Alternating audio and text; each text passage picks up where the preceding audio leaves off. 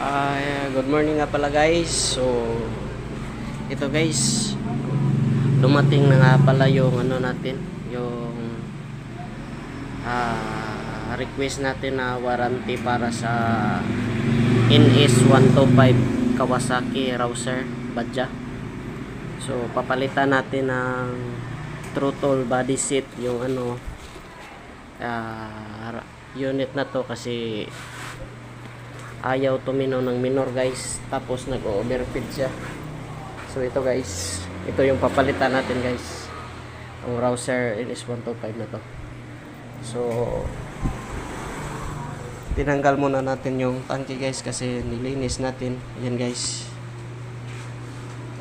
tsaka ito yung gasolina niya guys sa baba. At napaka ano pa nito guys, presko kasi ano